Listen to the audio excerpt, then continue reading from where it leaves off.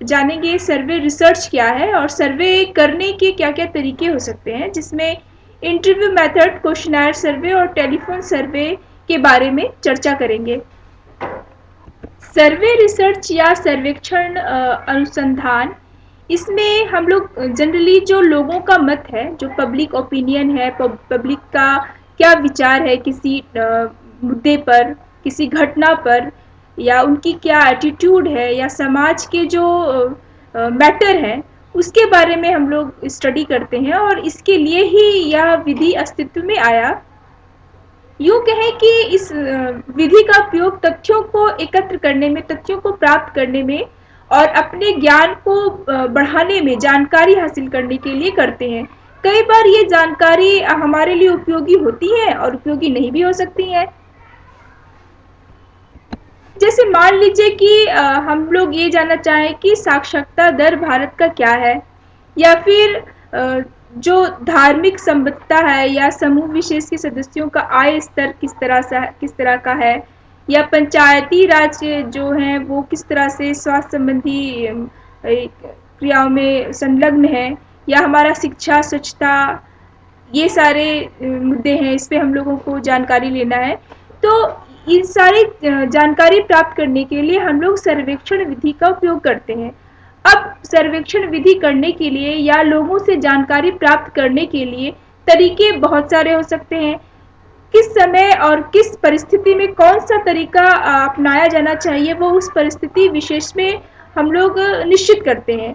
लेकिन अगर देखा जाए कि इसका तरीका क्या-क्या है सर्वेक्षण अनुसंधान करने का, तो इसमें एक तरीका है कि हम लोग हर व्यक्ति के पास जा के उसका इंटरव्यू लें, साक्षात्कार लें। दूसरा तरीका हो सकता है कि हम कुछ क्वेश्चंस बना दें, क्वेश्चनर बना दें और सारे लोगों को बांट दें और उनका उस मुद्दे पर क्या उत्तर है वो क्वेश्चनर को हल करके उसका उत्तर दे के हमें वापस कर दे। तो इस प्रकार एक प्रश्नावली सर्वेक्षण हो गया। या फिर हम लोग टेलीफोन में फ़ोन करके पूछें कि क्या राय है आपका, इस तरह से दूरभाष से फ़ोन से हम लोग सर्वेक्षण कर सकते हैं।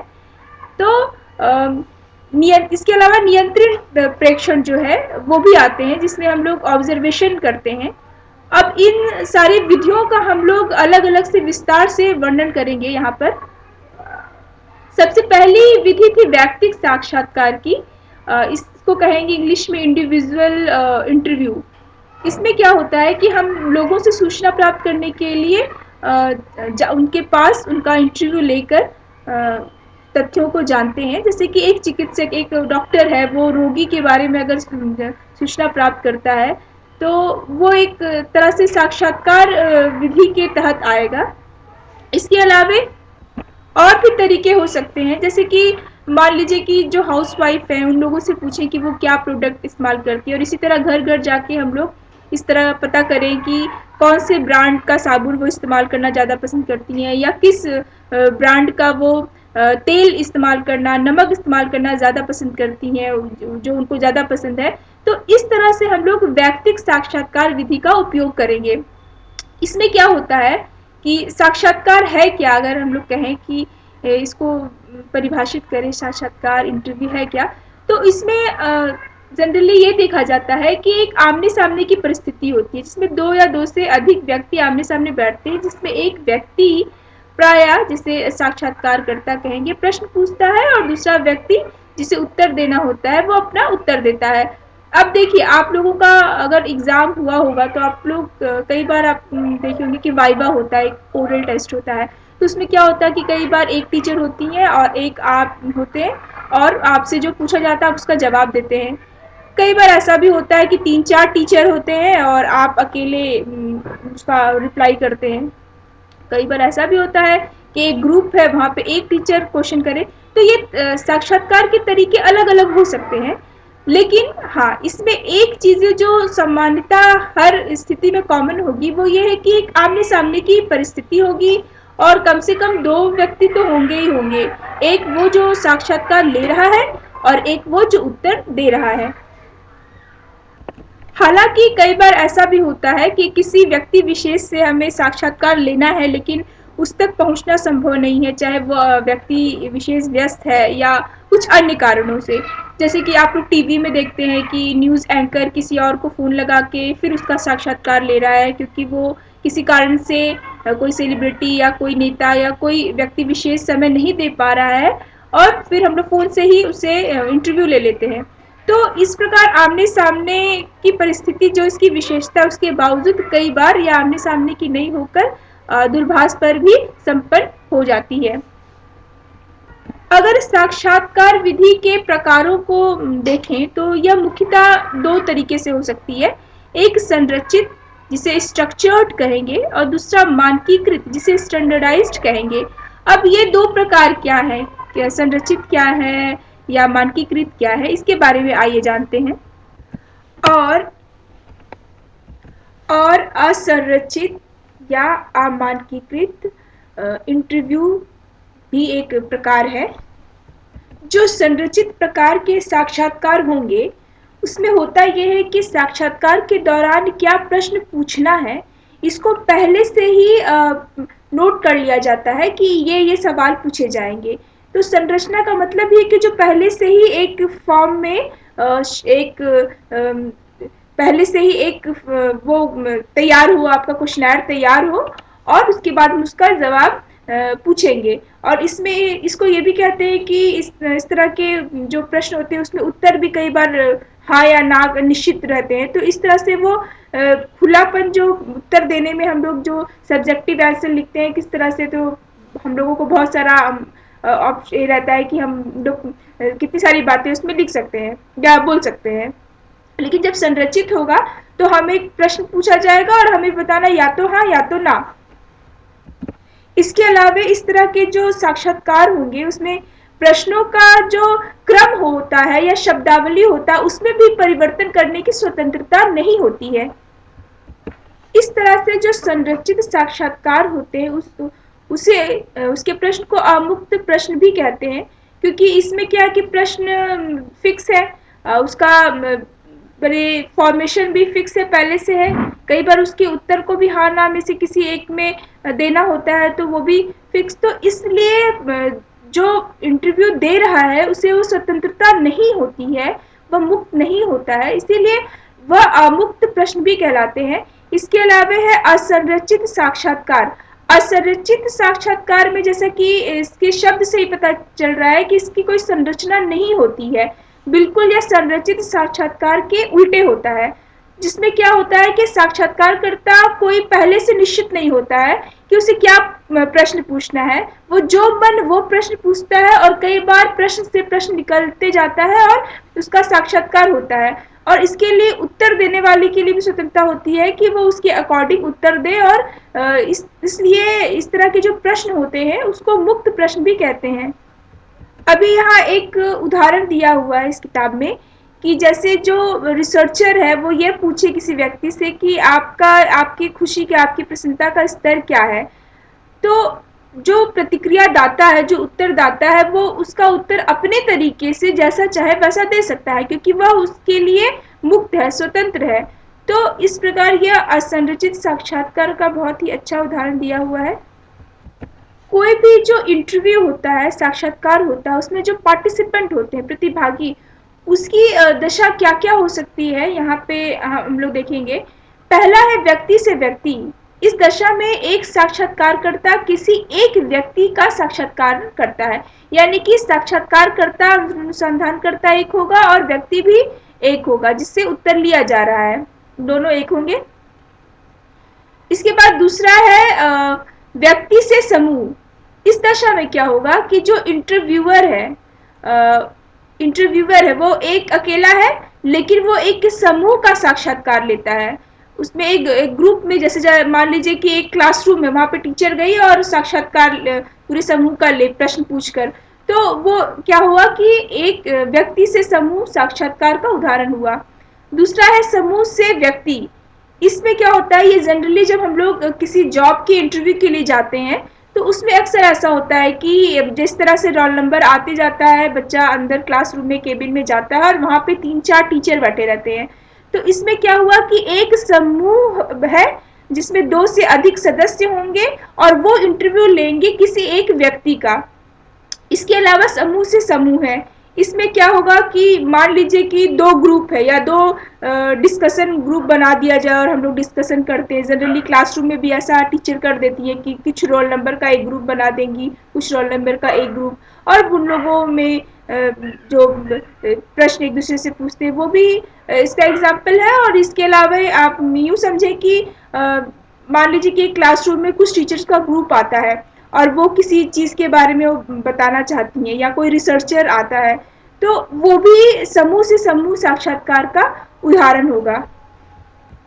कहने में ये बड़ा सहज है कि साक्षात्कार इंटरव्यू तो लेना है, हम लोग किसी का भी इंटरव्यू ले ले, किसी से प्रश्न पूछ ले तो वो इंटरव्यू हुआ। लेकिन जब अनुसंधान में, रिसर्च में हम इंटरव्यू की, साक्षात्कार की बात कहते हैं, तो वो इतना भी सहज नहीं है, उसका भी एक कौशल होता है। इसके लिए हम लोग ट्रेनिंग लेते हैं, ट्रेनिंग देते हैं, और उसके बाद एक कुशल साक्षात्कारकर्ता कोई बन पाता है। वरना ऐसे कोई भी अगर साक्षात्कार लेने चला जाए तो उसमें उसके प्रश्नों में वो क्वालिटी नहीं होगी जो एक अनुसंधानकर्ता के पास होती है। अब इंटरव्यू मेथड के बाद ये सर्वे करने का जो दूसरा तरीका है वो प्रश्नावली सर्वेक्षण है। प्रश्नावली सर्वेक्षण में क्या होता है कि हम लोग पहले से ही, हम लोग का मतलब कि जो रिसर्चर है उनके लिए कहा है कि वो पहले से ही कुछ प्रश्नों का एक सेट तैयार कर लेते हैं, समुच्चय तैयार कर लेते हैं, और उसको फिर जिसका इंटरव्यू लेना है, जिसे हम लोग प्रतिक्रिया दाता कहेंगे, उत्तरदाता कहेंगे, उसको वो प्रश्न दे देते हैं, वो पढ़ता है और उसके बाद उसका उत्तर लिखता है। देखिए, इसमें प्रश्नावली और इंटरव्यू में कुछ चीज़ें कॉमन हैं और जो चीज़ें अलग है, बस अलग ये है कि साक्षात्कार में प्रश्नों का मौखिक उत्तर देता है, लेकिन प्रश्नावली में क्या है कि कागज कलम रहता है और वो उसमें उत्तर देता है। अब इसमें भी कुछ प्रकार, प्रश्नावली के भी कई प्रकार हो सकते हैं, लेकिन इसे हम लोग आगे देखेंगे। प्रश्नावली में जो प्रश्न होते हैं उसे व्यक्तियों के समूह को दे दिया जाता है और उन लोग उत्तर को दे के फिर वापस कर देते हैं रिसर्चर को। अच्छा, एक तो हम लोग समूह के पास जाएं और उसको प्रश्न दें और वो उत्तर दे के वापस कर दे। लेकिन कई बार मान लीजिए कि हम उस जन समूह के पास नहीं पहुंच सकते, तो उन लोगों के एड्रेस पे हम लोग भेज देंगे प्रश्न को, जो हमारा क्वेश्चन है, और फिर वो लोग सारा जवाब दे के उसको वापस पोस्ट से हमें भेज देंगे। प्रश्नावली में भी जैसे कि हम लोग ने पहले देखा कि एक मुक्त अमुक्त साक्षात्कार होते हैं, तो उसी तरह मुक्त और अमुक्त प्रश्नावली भी होते हैं। इसके 2 प्रकार हैं। मुक्त प्रश्न, जैसा कि साक्षात्कार में बताया था कि उसमें जो भी उत्तर है वो दे सकते हैं मुक्त रूप से, तो इसी तरह अगर प्रश्नावली है, मुक्त प्रश्नावली, तो उसमें जैसे कोई क्वेश्चन, जैसे क्वेश्चन ऐसे इन जनरल हम लोगों का सब्जेक्टिव आंसर जो एग्जाम्स में आता है, वो मुक्त प्रश्नावली का ही एक उदाहरण होगा, जिसमें एक प्रश्न होता है और उसका उत्तर हम लोग मैंने इसमें शब्दों का वो नहीं रहता कि मैंने इतना ही शब्द में लिखना है, जैसा जिस तरह से उत्तर होगा हम लोगों का उत्तर वेरी कर सकता है और हम लोग लिखते हैं। तो उस तरह के जो सब्जेक्टिव आंसर होते हैं एक्चुअली मुक्त प्रश्नावली के ही एक अच्छे उदाहरण हैं। उसमें हम लोग जो उत्तर उचित समझते हैं, जैसा समझते हैं, अपने तरीके से देते हैं। अच्छा, जो अमुक्त प्रश्नावली होंगे उसमें एक संभावित उत्तर दे दिया जाता है। अब इसका हम लोग तुलना करेंगे एग्जाम में जो ऐसे क्वेश्चंस आते हैं जो ऑब्जेक्टिव होते हैं, जैसे कि क्वेश्चन कोई दे दिया गया कि हमारे देश के प्रथम राष्ट्रपति कौन है, और 4 लोगों का नाम दे दिया गया और उसमें से एक सही, तो ये क्या हुआ, आपका अमुक्त प्रश्नावली का उदाहरण हुआ। या इसका दूसरा उदाहरण ले कि कोई प्रश्न पूछ लिया जाए आपसे कि क्या आप रात को दूध पी के सोते हैं, और आपका उत्तर हाँ या ना में से, सही या गलत में से हो, तो ये सारे जो होंगे वो अमुक्त प्रश्नावली के उदाहरण होंगे। प्रश्नावली का जो प्रयोग है वो हम लोग जन सूचना एकत्र करने के लिए तो करते हैं, क्योंकि सर्वे का ये एक तरीका है। तो इसके अलावा देखिए, हम लोग जो हमारा व्यवहार है, हमारी एटीट्यूड है, ओपिनियन है, ये सब के बारे में जानकारी लेने के लिए हम लोग इसका इस्तेमाल करते हैं। इसके बाद अगला प्रकार दूरभाष सर्वेक्षण, यानी कि टेलीफोन से लिया जाने वाला जो सर्वे है उसका आता है। देखिए, हम लोग सर्वे करने का बहुत सारा तरीका अपना सकते हैं। कोई तरीका कभी यूज़फुल हो सकता है, ईज़ी हो सकता है अप्लाई करना, कभी नहीं हो सकता है। कई बार होता है कि हम लोग इंटरव्यू लेने नहीं जा सकते हैं, बंदा नहीं आ सकता है, या प्रश्नावली को तैयार करना और प्रश्नावली देना ये भी संभव ना हो। तो अब क्या है कि दूरभाष है, दूर के लोगों का अगर ओपिनियन जानना है तो उसके लिए क्वेश्चन बना के उसे पोस्ट किया, ये कितना खर्चीला और टाइम टेकिंग हो जाएगा। तो इसके लिए हम लोग फ़ोन से किसी के ओपिनियन जान सकते हैं, या एसएमएस करके और टॉकिंग से भी हम लोग इसका ओपिनियन जान सकते हैं। क्योंकि साक्षात्कार में अगर साक्षात्कार को देखें तो कई बार आमने-सामने की परिस्थिति के कारण भी कोई लोग खुल के अपनी प्रतिक्रिया नहीं दे पाते हैं, क्योंकि उसमें रहता है कि एक आइडेंटिटी सामने है, और मान लीजिए कि हमें किसी का विरोध करना है, तो हम इसलिए नहीं विरोध जताएंगे कि सामने वाला जान जाएगा हम उसके विरोधी हैं।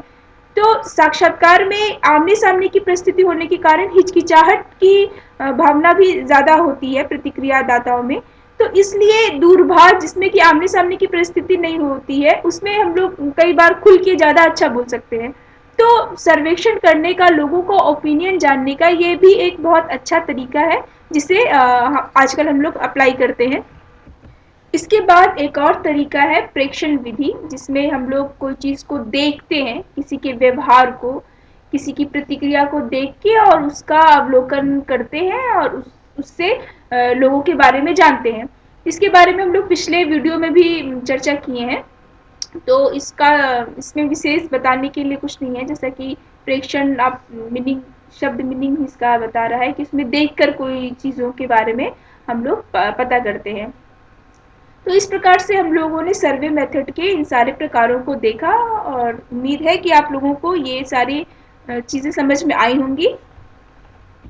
आगे के वीडियो में हम लोग इस चैप्टर के जो आगे बचे हुए शीर्षक है, टॉपिक्स है, उसके बारे में हम लोग बात करेंगे, जिसमें मनोवैज्ञानिक परीक्षण और उसके बारे में हम लोग पढ़ेंगे।